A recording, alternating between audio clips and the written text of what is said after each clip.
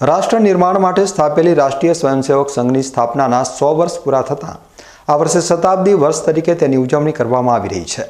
ત્યારે આજે ડીસા ખાતે પણ હવાઈ પિલ્લર મેદાન ખાતે રાષ્ટ્રીય સ્વયંસેવક સંઘ દ્વારા વિજયાદશમી ઉત્સવની ઉજવણી કરવામાં આવી હતી। આ પ્રસંગે ડીસાના સંઘના કાર્યકરો મોટી સંખ્યામાં ઉપસ્થિત રહ્યા હતા। આ પ્રસંગે ગુજરાત પ્રાંત સંયોજક હિતેન્દ્રભાઈ મોજીદ્રાએ 100 વર્ષ દરમિયાન રાષ્ટ્રીય સ્વયંસેવક સંઘ દ્વારા કરવામાં આવેલા દેશહિતના ધર્મના મૂલ્યો માટેના કાર્યકરોનું નિરૂપણ કરવામાં આવ્યું હતું અને દેશના ઘડતરમાં રાષ્ટ્રીય સ્વયંસેવક સંઘના સિંહ ફાળા વિશે પ્રવચન આપવામાં આવ્યું હતું।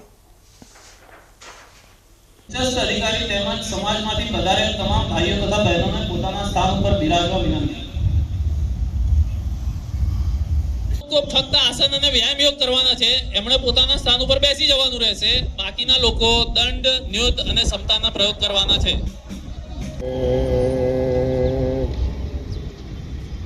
5